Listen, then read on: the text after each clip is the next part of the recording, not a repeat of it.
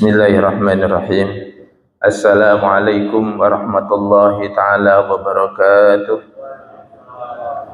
Alhamdulillah, alhamdulillahi rabbil alamin, wa bihi nasta'inu ala umuri dunya waddin, wassalatu wassalamu ala asyrafil anbiya'i wal mursalin, sayyidina wa maulana Muhammadin wa ala alihi wa ashabi ajma'in. Allahumma salli wa sallim ala sayyidina Muhammadin al-Fatih lima ughliqa wal khatimi lima sabaqa nasiril haqqi bil haqqi wal hadi ila siratal mustaqim wa ala alihi haqqa qadrihi wa miqdaril azim, amma ba'd. Hadratul muhtaramin, Bapak Ibu sekalian, jamaah salat Isya Masjid Ar-Raudhah yang dimuliakan Allah Subhanahu wa taala. Puji syukur alhamdulillah, malam hari ini kita masih bisa diberikan kesempatan untuk bisa beribadah, bisa melanjutkan kajian malam hari ini dalam mengkaji kitab Minhajul Abidin.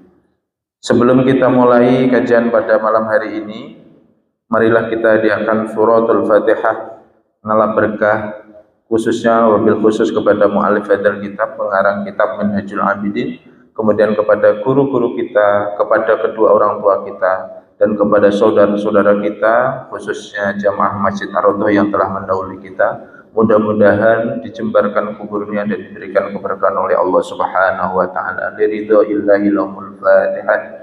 A'udzu billahi minasyaitonir rajim. Bismillahirrahmanirrahim. Alhamdulillahirabbil alamin arrahmanir rahim maliki yaumiddin. Iyyaka na'budu wa iyyaka nasta'in. Ihdinas siratal mustaqim. Siratal ladzina an'amta 'alaihim ghairil maghdubi 'alaihim waladdallin. Amin.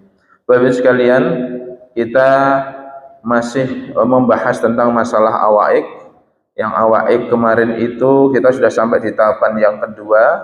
Tahapan yang pertama awaik, penghalang tentang ibadah, yaitu berupa dunia dan resep yang diberikan oleh Imam Al-Ghazali di dalam rangka untuk menuju surganya Allah Subhanahu wa taala hanya dengan sukut.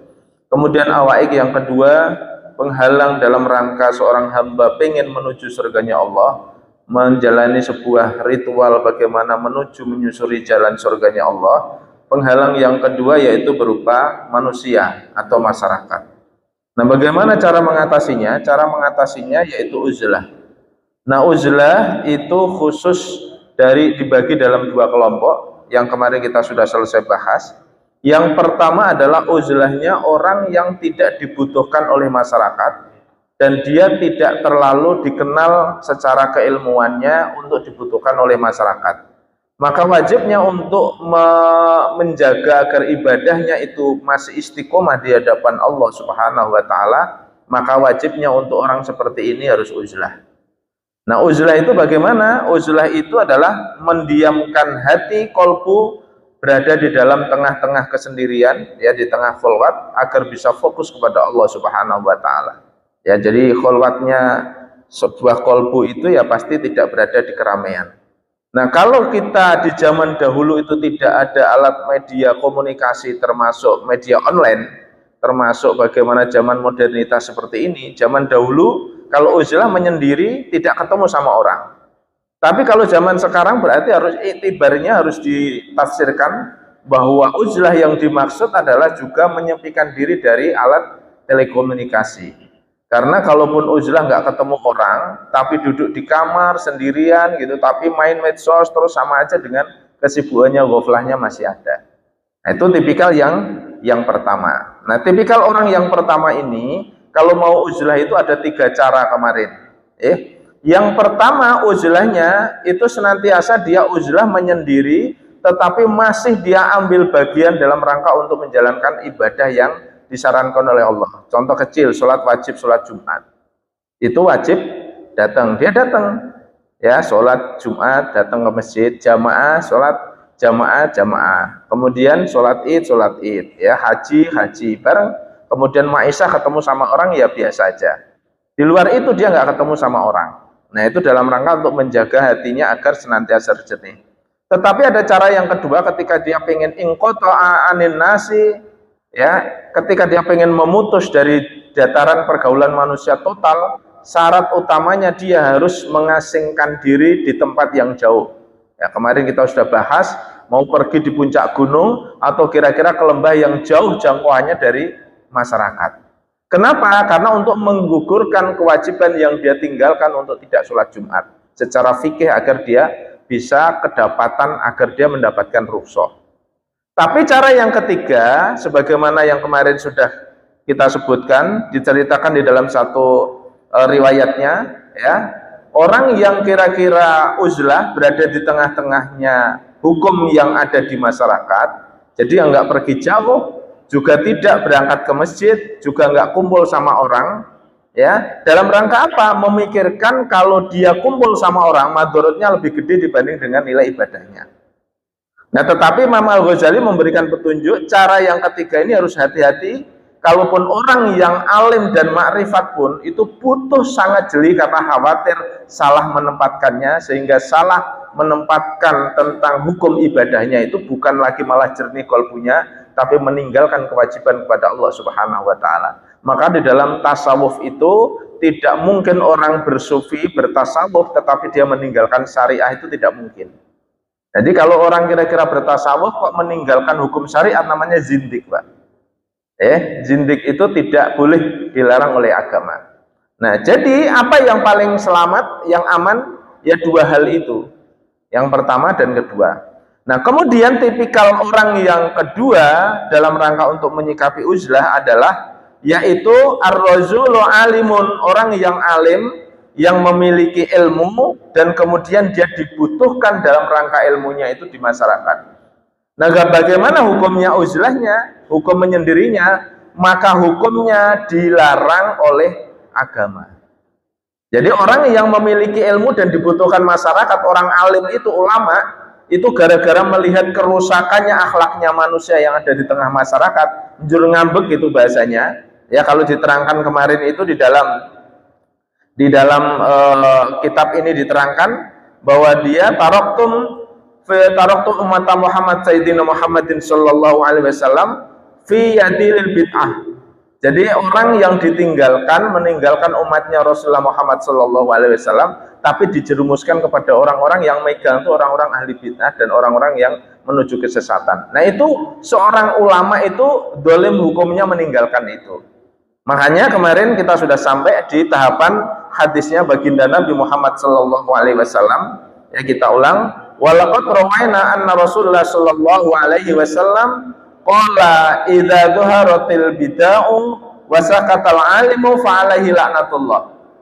Ya, kata Rasulullah di dalam hadisnya, bila telah nampak sebuah kesesatan dan bid'ah di tengah masyarakat dan nampak betul di pandangannya orang alim, kemudian wasakatal alimu, dan orang alim itu diam, ya, tidak mau melakukan gerakan dakwah maupun tidak mau ngaroi istilahnya, nggak mau menasihati, nggak mau memberikan masukan, maka fa'alaihi laknatullah, maka baginya itu adalah laknatnya Allah.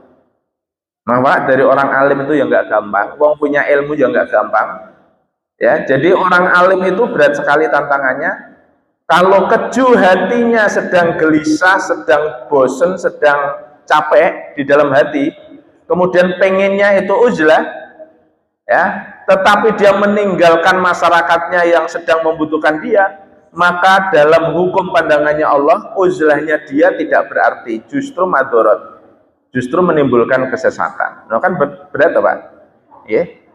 Ya, dalam satu hadisnya Rasulullah Muhammad SAW yang lain, nah ini jadi dasar agar ketika kita bertanya kepada orang yang alim itu, mestinya seorang yang punya ilmu agama wajib hukumnya untuk menjawab apabila tahu. Apabila tidak tahu, nanti harus membuka lagi kitabnya, membuka lagi pelajarannya, membuka lagi yang sudah pernah dipelajari di dalam pondok pesantren maupun bergurunya. Kalau tidak, bertanya kepada gurunya. Kenapa? Karena dalam satu hadisnya baginda Nabi, man su'ila an ilmin fakatamahu uljima yaumul qiyamati bilijamin minnar. Barang siapa orang yang alim itu ditanya tentang sebuah pertanyaan agama, ya misalnya contoh, bagaimana caranya agar kita itu bisa zikirnya bisa khusyuk, atau bagaimana caranya sholat, atau bagaimana caranya wudhu, atau bagaimana tata cara untuk kita zakat dan macam-macam. Nah, orang yang punya pengetahuan atau orang yang alim ini, alim agama, kok nggak mau menjawab, tanya sama yang lain aja, maka ini ancamannya berat. Allah mengancamnya orang yang semacam ini, orang alim yang semacam ini, besok itu akan dikekang itu ditali, dibondo, dikekang oleh Allah di yaumil qiyamah itu dengan kekangan yang terbuat dari api neraka. Jadi Pak, orang alim itu godanya berat, seorang ulama itu godanya berat. Makanya kenapa kita itu, kata Rasulullah Muhammad SAW, ngaji itu nggak ada batasannya. Ya, mulai minal mahdi ilal lahdi, dari tiang bandulan sampai tiang lahat. Hukumnya kita lanjutkan Pak. Hadza idza kana bainahum wa idza kharaja min bainihim fala yazuzu lahu aidan al-i'tizalu. Maka yang demikian ini, ya, seorang yang alim berada di kitaran masyarakat itu, apabila dia keluar dari lingkungan masyarakat, maka tidak diperbolehkan untuk pergi. Jadi hukumnya orang alim itu nggak boleh uzlah. Walaqad hukiya annal ustadz Abu Bakrin ibnu Fawraq rahimahullah. Ini diceritakan, ya, telah diceritakan dari seorang ustadz, ya, namanya Abu Bakar bin Fawraq. Beliau ini bercerita, Pak, pada saat hatinya sedang keju, sedang lelah menghadapi masyarakat yang kira-kira sedang tidak baik-baik saja, ya, bahasa kasarannya itu ibaratnya lelah berdakwah bahasanya. Maka kemudian dia ini bercerita dalam sebuah hikayatnya, dia pengen untuk uzlah. Qasada ayyang firada li ibadatillahi anin nas. Maka dia bermaksud untuk beruzlah atau menyendiri dalam rangka untuk beribadah kepada Allah, menyendiri dari manusia. Fabanaina fahuwa ba'dil jabal.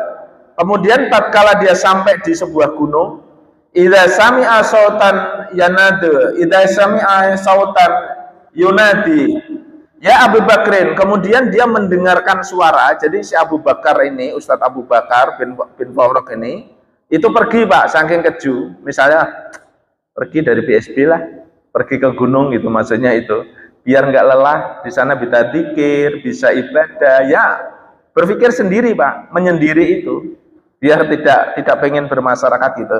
Tapi giliran dia itu kemudian sampai di sebuah gunung, tiba-tiba ada suara yang memanggil, ya Abi Bakrin, idza sirta min hujjatillahi ala khalqihi tarakta ibadallahi faraja'a fakana hadza sababi subhil khalq. Hei Abu Bakar, ketika engkau itu sudah dikasih bekal sama Allah, dikasih pinter sama Allah, dikasih hujah sama Allah, di atas makhluknya Allah yang lain, ya, tarakta ibadallah, kenapa engkau tinggalkan hambanya Allah? Kenapa engkau tidak tunggui mereka, malah engkau pergi? Mendengar suara itu, maka Abu Bakar ini kemudian faraja'a, maka balik Pak, kaget dia. Wa kana hadza sababi suhbati lil khalqi. Nah, inilah yang menjadi dasar dia harus tetap ada di tengah masyarakat walaupun kondisinya sedang tidak baik-baik saja. Jadi kalau kita lihat masyarakatnya malas ibadah, perbuatannya maksiat terus, seorang ulama itu tidak boleh pergi dari tempat itu. Nah, ini beratnya orang alim itu Pak. Makanya seorang ulama itu di zaman seperti ini itu ya nggak gampang. Kalau nyari enaknya saja, mohon maaf, ya. Beberapa waktu ini kan seringkali, mohon maaf Pak, orang menyiarkan agama Islam itu kan kadangkala dia ibaratkan hanya orang-orang yang ada di masjid. Lantas kalau orang itu hanya berdakwah menyiarkan agamanya Allah itu hanya di masjid, yang orang-orangnya sudah homogen, siapa yang menyentuh orang-orang yang marginal, yang orang-orang terpinggirkan, yang nggak pernah ngaji, yang ada di pasar, yang ada di tempat maksiat, yang ada di tempat preman, siapa yang nyentuh siapa? Makanya Pak, kalau ada ulama yang datang ke sana kayak zaman dahulu itu, ada namanya Gusmi, Kiai Hamim Jauzuli, ya, itu salah satu min aulia, datangnya itu tempat-tempat preman, pasar, PSK, macam-macam gitu. Yang kemudian dia menyadarkan. Nah, oleh karenanya, ya, ada satu kaidah. Jadi la tarkul batil, la tarkul haq li ajlil batil. Satu kaidahnya tidak boleh meninggalkan sebuah perkara yang hak hanya gara-gara kebentur hal yang batil, Pak. Kemarin kita sudah contohkan kalau kita ini dinas, ya berada di institusi, kemudian di institusi itu banyak menyimpang terus, maka kita sesungguhnya kalau kita ini memiliki keimanan yang tinggi, ini pendidikan tasawufnya Pak, kita nggak boleh lelah untuk pergi dari tempat itu. Selalulah beristiqomah menjaga tentang kebenaran dan kehakan itu di atas hal-hal yang tidak umum. Kenapa demikian Pak? Karena amal ibadah istiqomahnya kita berada di tempat yang sangat menjijikkan itu pahalanya jauh lebih besar dibanding ketika kita menjalankan hak di tempat yang hak. Loh Pak, pahalanya gede. Maka orang yang bersabar di atas musibah, di atas ujian, itu pahalanya itu luar biasa di jajaran Allah Subhanahu wa taala. Ya. Jadi orang yang alimnya Abu Bakar ini menceritakan, saya tuh pengen pergi uzlah, tiba-tiba ada panggilan, tiba-tiba ada suara yang memanggil-manggil. Nah itu qadarnya Allah memanggil-manggil dirinya untuk kembali lagi. Bukankah engkau itu sudah alim, dikasih ilmu sama Allah, sudah kemana-mana sudah bisa didengerin orang, tapi kenapa kok kamu jemu baru kayak gini aja kok sudah mulai lelah? Itu bacanya. Maka dia kemudian kembali Pak. Wa dzakaroli Ma'mun bin Ahmad radhiyallahu rahimahullah annal ustada Aba Ishaq rahimahullah qala li ubadi jabalin Libanon. Jadi diceritakan, dipaparkan, ya telah memaparkan, telah menuturkan kepadaku, yaitu Ma'mun bin Ahmad rahimahullah, bahwa sesungguhnya Ustadz Abu Ishaq rahimahullah itu berkata, li'ubadi jabali Libanon, ya dia berkata kepada orang-orang yang ahli ibadah yang ada di gunung Libanon, kata seorang Ustadz ini, Ustadz Ishaq ini, ya aklatal hasisa taraktum ummata Muhammadin sallallahu alaihi wasallam fi aidil mubtadi'ah. Wahai orang-orang yang memakan rumput, jadi orang-orang yang berdiam diri itu di gunung itu Pak, disebut oleh Abu Ishaq itu, wahai orang-orang yang memakan rumput, ya.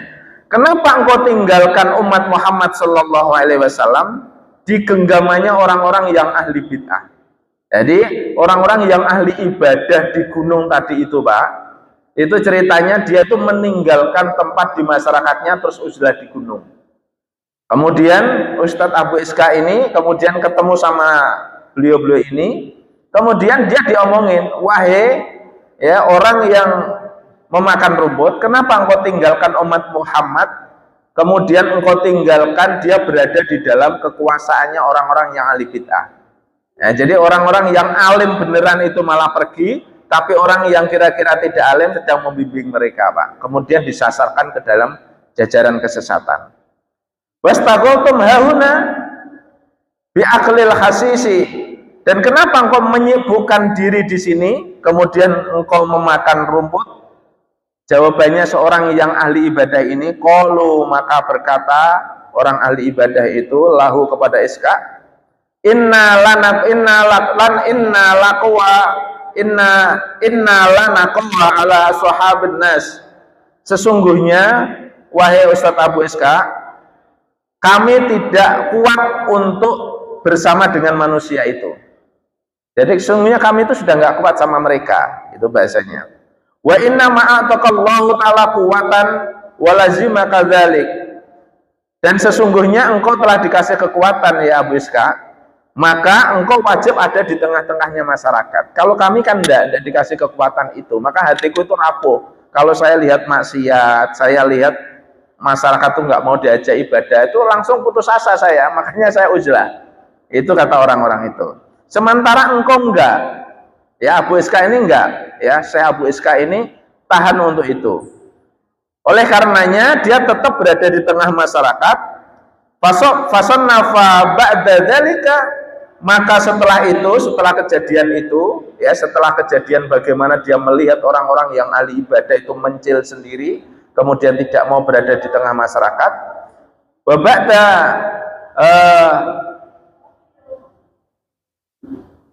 fasannafa ba'da dzalika, maka setelah itu kita bahu dia mengarang kitab Ya, dia mengarang kitab Abu Ishaq itu yang namanya Jami'ul Jali wal Khafi. Dia mengarang sebuah kitab yang berjudul Jami'ul Jali wal Khafi. Itu Jami'il Jali wal Khafi itu adalah kitab karangan yang menerangkan tentang bab-bab yang zahir dan yang batin.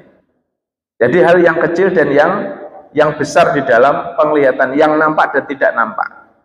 Nah, apa yang dikarang di dalamnya itu? Wa kana lahum radhiyallahu anhum ma'a ghazarati ilmuhum. Dan sesungguhnya beliau adalah orang-orang yang memiliki banyaknya ilmu, al-amalul jammu, dan memiliki amal yang banyak, wa nadharud daqiqi, dan memiliki pandangan yang tajam, fi suluki thoriqil akhirah, di dalam perjalanan jalan menuju ke akhirat. Jadi orang-orang yang seperti ini Pak ahli hikmah, yang orang faham seperti ini, maka dia senantiasa membimbing terus. Nah, hikmahnya apa di dalam persoalan ini? Ya, hikmahnya adalah bagaimana pentingnya kita senantiasa bahwa uzlah itu penting bagi kita, Pak. Nah, tetapi orang yang kira-kira tidak sedang dalam kondisi yang alim, maka uzlahnya itu bisa dalam kondisi fisik. Tapi uzlahnya orang yang alim berbeda. Uzlahnya orang yang alim tidak diperkenankan meninggalkan fisiknya, pecah dari orang, pecah dari masyarakat, tapi uzlahnya dia adalah uzlah batin. Maka disebutkan wa'lam anna mathala hadzal rajula muhtaji ilaihin nas. Maka sesungguhnya inilah contoh orang yang dibutuhkan oleh masyarakat fi thoriqil babid dini, dalam soal persoalan agama. Yahtadu fi sohbatil kholqi, dan dibutuhkan untuk senantiasa berada kumpul di tengah masyarakat. Nah, orang alim, Pak, ila amrayni sadidin, di dalam persoalan kumpul dengan masyarakat, dengan orang, maka orang alim itu butuh untuk memegang dua perkara yang amat penting. Apa itu salah satunya? Jadi orang alim itu nggak gampang, Pak. Kalau dia tidak uzlah, karena nggak boleh uzlah, maka dia itu harus berpedoman dalam dua persoalan ini. Yang pertama, ihdahuma sobrun tawilun, harus punya kesabaran yang tinggi. Sabar itu panjang, Pak. Kalau orang Jawa mengatakan nih nyun sewu, niku kudu ususe dawa. Sithik-sithik aja ngambekan, ngono lho, Pak. Ya, punya umat, punya jamaah, sithik-sithik, kemudian ada yang nyeletuk jamaahnya aneh-aneh, kemudian sakit hati. Udah ya gak hati. Ini tidak jadi, Pak. Jadi harus panjang kesabarannya. Ya, nggak boleh ngambekan. Itu satu syaratnya. Wa khilmun adimun, dan memiliki kesantunan yang agung, yang tinggi, memiliki sebuah sopan santun, memiliki sebuah kearifan yang paling tinggi. Wa nadhar latifun, dan memiliki pandangan yang cermat. Jadi setiap hal yang kira-kira memangku masyarakat itu, jamaah itu, enggak yang serampangan, Pak. Memutusi hukum juga enggak sembarangan, kemudian mencermati persoalan juga enggak asal-asalan. Jadi harus cermat.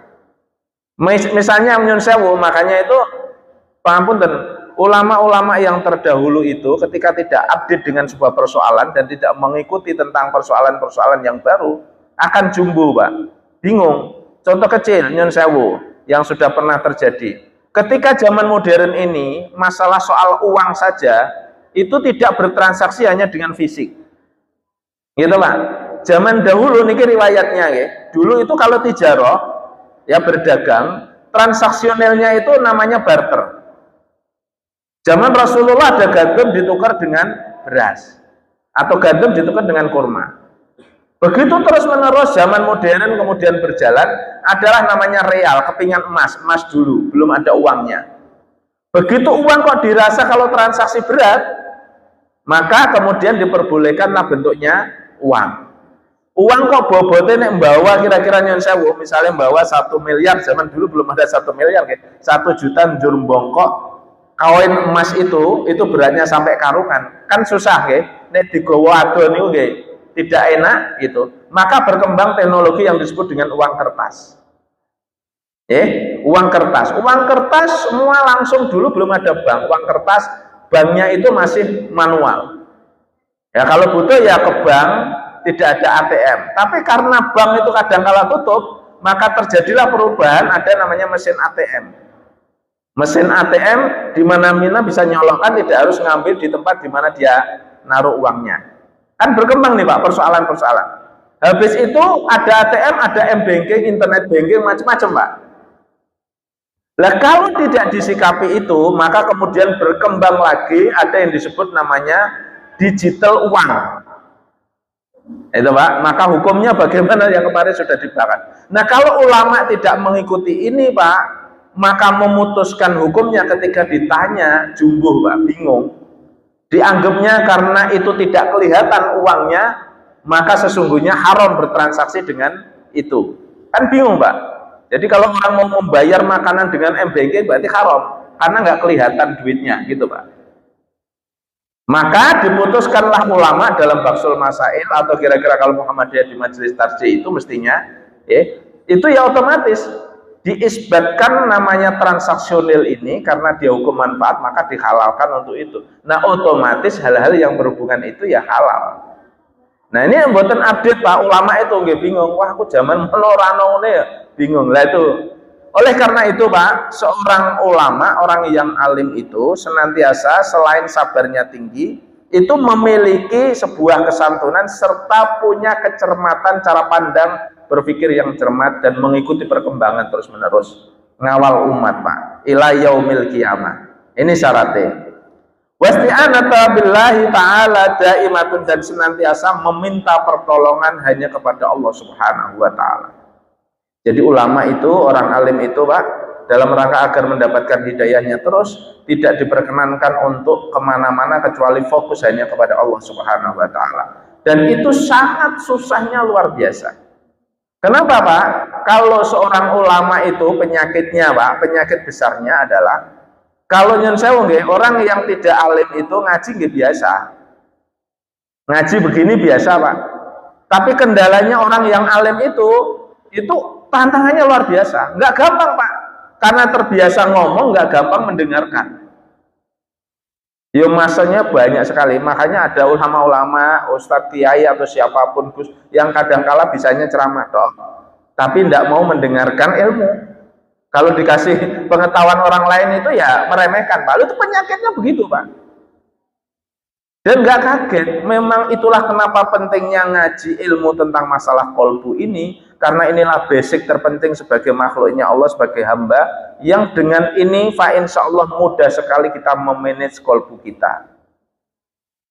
Kalau hanya bab syariat terus Pak, luar biasa. Kalau hanya bab dohiriyah, luar biasa. Makanya kenapa pentingnya untuk ngaji bab seperti ini, dan ini itu sesungguhnya Pak, ngaji yang kayak gini itu sesungguhnya itu yang cocok itu bukan hanya untuk orang-orang yang sudah sepuh. Anak-anak muda itu penting Pak dibekali seperti ini. Kenapa? Agar memiliki jati diri yang sangat mumpuni di depannya. Kenapa demikian Bapak sekalian? Karena nyon sewu, perkembangan zaman, kemarin kita sudah membahas ya Pak tentang kerusakan umat manusia. Dari zaman tabi'in saja sudah disebutkan. Padahal Imam Ghazali ngarang kitab ini itu sudah ribuan tahun yang lalu Pak. Itu sudah sampai sekarang, itu masih sekarang ini. Dulu sudah disebutkan para tabi'in aja sudah rusak, apalagi kita sekarang. Maka zaman sekarang ini Pak, yang berkembang kan nyon sewu, hal yang kira-kira dianggap kebenaran itu bukan sesuatu yang kebenaran mutlak.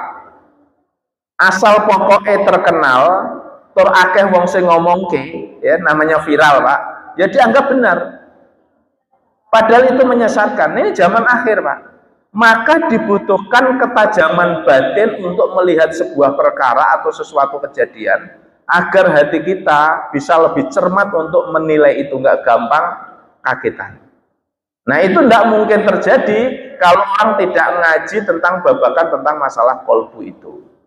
Nah makanya ini penting sesungguhnya untuk anak-anak muda agar punya kemampuan secara batiniah, secara spiritualitas, secara kolbu agar lebih jernih, sehingga dia mumpuni dalam mengantisipasi zaman yang sudah seperti ini.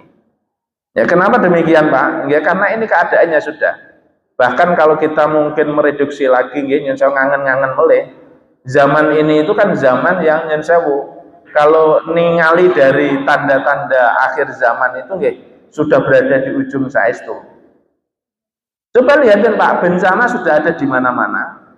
Coba Bapak sekalian perhatikan, di Arab Saudi itu sejak zaman dahulu kala belum pernah yang namanya banjir, Pak. Kecuali di tahun-tahun kira-kira pada saat Ka'bah tenggelam. Hari ini Pak, kira-kira nyusul Pak Musle yang pun sering di sana, akhir-akhir ini banjir bandang sering muncul. Kemarin terakhir di Jeddah ya Pak Musle ya. Sampai keri semua Pak. Bayangkan padahal dulu itu yang namanya Arab Saudi Pak, di Mekah, Madinah, semua itu gersang, kering, panasnya nggak karuan Pak. Paling banter dingin kalau musim dingin. Tapi hujan hampir nggak pernah. Pak Muslim selama berpuluh tahun di sana berapa kali ketemu hujan Pak? Hampir tiap tahun ada Pak. Setiap tahun ya? Tahun-tahun sebelumnya mungkin 20 tahun yang lalu seingat saya itu belum pernah hujan Pak. Dulu kira-kira 25 tahun yang lalu belum hujan. Tahun-tahunan nggak hujan. Tapi sekarang hampir langganan Pak.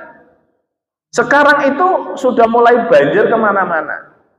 Perhatikan Pak tanda-tandanya. Nomor 2, wilayah yang Jazirah Arab yang dahulunya itu kira-kira memegang teguh prinsip tentang ajaran keislaman, gitu ini Timur Tengah, kayak di Uni Emirat Arab, itu kan masih termasuk sentralnya untuk Arab Saudi yang memegang muslimnya mayoritas muslim Pak.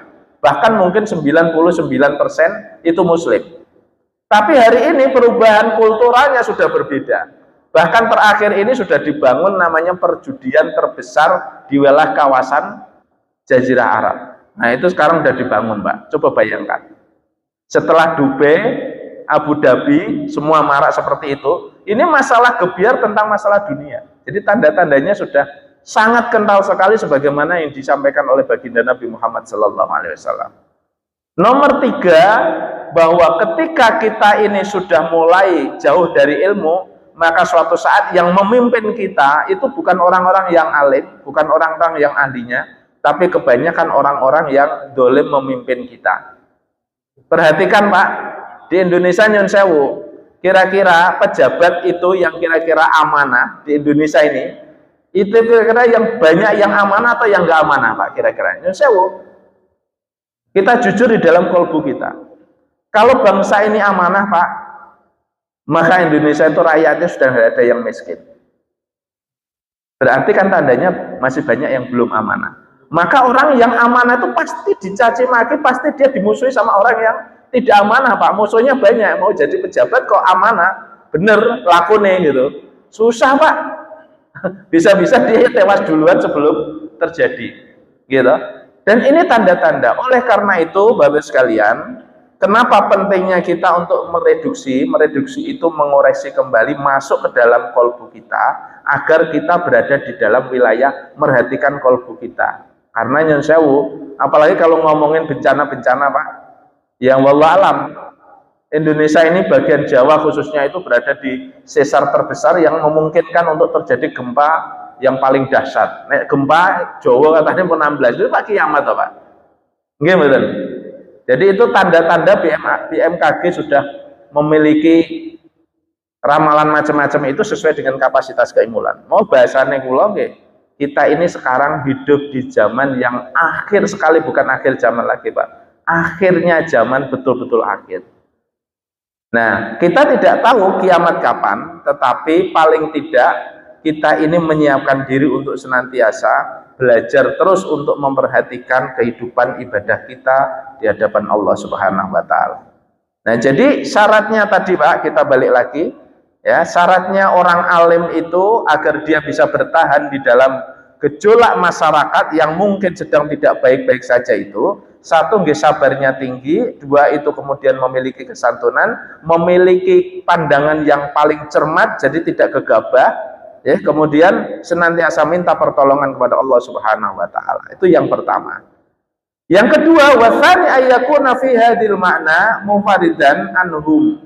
Jadi yang kedua bisa jadi uzlahnya dia munfaridan itu bisa jadi dia itu sendirian ya. Wa in kana bisahsi mahum, dan tetapi dia masih bersama dengan masyarakat. Nah ini loh Pak yang maksudnya. Jadi ya kumpul terus tidak apa-apa, tapi latihan zikirnya itu latihan fokus kepada Allah itu bisa nggak kira-kira sambil dengerin sambil ngomong itu kita masih uzlah. Nah itu biasanya orang-orang yang sudah tingkatannya min aulia nggak gampang Pak. Kalau kita memang latihan. Jadi ya ikut Pak kumpul bermasyarakat, ikut kumpul. Ya terus kumpul nggak pernah menjauhi. Tetapi kolbunya selalu uzlah, selalu menyendiri di dalam kolbunya itu. Jadi tidak masuk di dalam virus-virus keramaian itu tidak. Nah jadi ini butuh berlatih. Petunjuknya fa'in kalamuhum, maka apabila mereka berkata kepadanya, ya kalahum, maka omongilah dengan baik-baik. Wa in zaruhu a'dhamahum, dan apabila mereka itu berziarah kepada orang alim ini, maka muliakanlah masyarakat itu atau jamaah itu, ya ala qadrihim, sekedar kemampuan seorang yang alim itu, wasakarohum, dan bersyukurlah atas kunjungannya. Nah ini Pak, jadi memang bermasyarakat itu nggak gampang ngomong alim itu.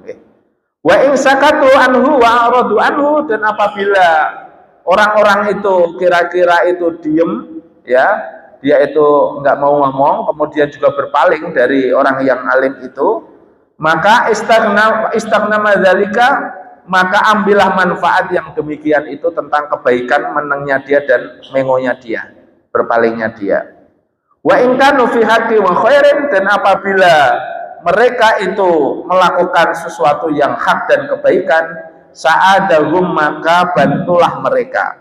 Wa in sara ila lagwi wa syarrin, dan apabila mereka itu melakukan perbuatan yang madhur, tidak bermanfaat dan keburukan, khalafahum, maka jauhilah, ya jangan terpengaruh oleh mereka, wa hajaruhum, dan pergilah dari mereka, baratu alaihim wa zajaruhum, dan sekaligus ya kalau bisa itu menolak atas apa yang dia lakukan. Kemudian selain menolak apa yang dia lakukan, maka dia juga upaya untuk memperingatkan, jadi ngasih pemberitahuan, ojo ngono ta, ya kalau ini begini, kalau ini begitu, itu Pak maksudnya. Jadi ini tugasnya seorang yang alim berada di tengah masyarakat. Ini yang lebih banyak lagi, bagaimana irroja qulubuhum, irroja qabulahum, maka peringatlah ke mereka, berilah peringatan kepada mereka jika sekiranya dia atau mereka itu mau menerima. Kalau nggak mau menerima gimana? Ya enggak apa-apa, asal dikasih omongan aja, dikasih pemberitahuan Pak. Itu kalau misalnya nonton di tengah masyarakat itu kok tiba-tiba orangnya sering mabuk-mabukan gitu, mabuk kan nggak baik. Ya nggak usah diomongin haram dulu Pak. Mabuk itu kan susah. Nanti kalau kamu pas mabuk nggak sadar ada orang lewat, kamu tonjoki kan dosa. Itu aja Pak. Nggak usah ngomongin mabuk itu haram, karena bagi orang yang jauh awam tentang hal itu, kadangkala orang yang ngomong gini itu dikira sok keminter atau sok alim. Gimana? Dan ini kalau orang yang sudah biasa ya enggak Pak. Jadi ini maksudnya orang yang alim ini berat tuntutannya untuk hal-hal yang berkaitan dengan memegang teguh agamanya Allah Subhanahu wa taala. Jadi tsumma yaqumu jami'u huquqihim, maka kemudian tegakkanlah semua, kalau orang itu baik seperti itu, maka tegakkanlah semua atas hak-hak mereka. Seperti contohnya min ziyarati, mengunjungi mereka. Jadi jangan jaim Pak. Ya, makanya kenapa saya itu belajar dari guru saya dulu itu ya sering gaul sama mereka itu nggak pernah menjauhi mereka Pak. Jadi saya itu kenal semua orang-orang yang nyun sewu. Jadi saya tahu orang yang kelakuannya seperti apa, ya tahu kelompok-kelompok itu. Kenapa? Saya kumpuli semua Pak. Sing orang yang sukanya nyun sewu, dulu itu pernah ada orang yang mau mabuk-mabukan, ya saya kumpuli. Tapi dengan begitu kita bisa masuk untuk ngomongi orang yang sukanya maksiat yang lain, ya kita kumpuli Pak, bukan kita jauhi. Kenapa? Karena tugas kita itu untuk senantiasa memberikan sebuah kenyamanan bagi mereka agar dia sadar kembali kepada Allah Subhanahu wa taala. Jadi yang menziarahi, mendatangi, wal iyadati, ya menjenguk dia ketika sakit. Jadi itu hak-hak sebagai seorang muslim itu loh Pak. Kan hak-hak sebagai seorang muslim itu ada 6. Yang pertama, ya, yang haknya seorang muslim terhadap muslim yang lain, yang pertama menjawab salam apabila dikasih salam wajib hukumnya menjawab. Kemudian yang kedua, menengok ketika dia sedang sakit. Kemudian yang ketiga, menjawab saat dia sedang bersin. Kemudian yang keempat Pak, membantu mereka ketika mereka dalam kondisi kesusahan. Yang kelima, ketika dia sedang dalam kondisi yang sudah tidak ada di dunia, wajib hukumnya untuk mengantarkannya. Jadi Pak, ada mayit, ini muslim, terus kemudian ada masyarakat, kok nggak ada yang gotong sama sekali Pak, di luar hal yang darurat bagaimana? Seperti COVID kemarin kan nggak ada Pak orang mau gotong, iya nggak, takut semua, jadi orang meninggal. Nah itu darurat. Maka ketika itu terjadi Pak, orang sebegini banyaknya muslim itu kena dosa semua itu. Makanya haknya sebagai seorang muslim itu harus ditunaikan. Nah maka orang yang alim itu ketika menemukan masyarakat yang seperti ini, maka haknya harus ditunaikan, termasuk waqada'il hajati, dan membantu kebutuhan mereka, allati tarfa'u ilaihi, apabila dia diminta. Ma'amkanahu, jika memungkinkan untuk membantu mereka tadi. Ya, kemudian wala yutalibuhum bil mukafati, dan janganlah menuntut balasan atas apa yang dilakukan. Nah, ini seorang kiai, ustadz, orang alim kok bantu gitu ngarep-ngarep kok diwein berbalik les, itu tidak boleh Pak. Sebagai orang yang alim, kalau kita pengen wirai maka tidak boleh. Maka seorang alim itu mestinya tuh menjaga kewiraian. Wirai itu kehormatan diri. Kata guru saya dulu itu ya, seorang ulama, kiai kalau nggak jaga wirai, berarti jatuh martabatnya di mata Allah Subhanahu wa Ta'ala. Jadi itu nggak bagus Pak. Jadi ini yang terjadi. Kalau orang kira-kira sudah seperti ini, maka wajib hukumnya untuk kita bisa menjalankan kealiman. Maka tadi Pak, berat sekali. Kadangkala kan enggak ada seorang ustadz, kiai, kadangkala itu tamak, tulul amal, ya. Apalagi kalau misalnya ngaji aja milih-milih gitu misalnya. Ngaji kalau ini milih nanti diundang sana, biasanya kalau amplopnya sana gede, dia lebih gayeng, kalau sana enggak itu wah. Dunia apakah ada Pak? Lu Pak, sekarang ini Masya Allah sudah umum Pak di sana. Maka ustadz, kiai, orang-orang alim pun itu bukan apa-apa, tetapi ketika itu sudah dikasih target, dikasih budgeting, dikasih tentang tarif, lo orang ngaji kok dikasih tarif Pak. Nah, itu kan miris sekali itu. Memang zaman akhir. Nah oleh karena itu, di dalam kitab Minhajul Abidin ini Imam Al-Ghazali itu memberikan tuntunan agar seorang yang alim itu betul-betul memiliki kebersihan hati dan wirai di hadapan Allah Subhanahu wa Ta'ala. Jadi nggak pernah bisa berpamrih, ya, tidak pernah ngarep-ngarep, dan tidak pengen untuk dikasih balasan tentang kebaikan itu, kecuali hanya Allah Subhanahu wa Ta'ala. Demikian Pak, mudah-mudahan kita lanjutkan untuk minggu yang akan datang. Ini sampai di bab ini, nanti besok yang akan datang kita sudah mengkaji di bab yang masih sama. Memang ini agak panjang, tetapi insya Allah mungkin berikutnya itu kita akan ketemu di bab awaik yang ketiga setelah minggu kedepannya lagi. Kurang lebihnya mohon maaf, mudah-mudahan kita bisa diberikan pertolongan oleh Allah Subhanahu wa Ta'ala, dan senantiasa memiliki ilmu yang bermanfaat atas jerih payah kita ketika kita mengaji sebagaimana yang kita lakukan dalam malam hari ini. Kurang lebihnya mohon maaf. Billahi taufik wal hidayah. Billahi taufik wal hidayah. Wassalamualaikum warahmatullahi wabarakatuh.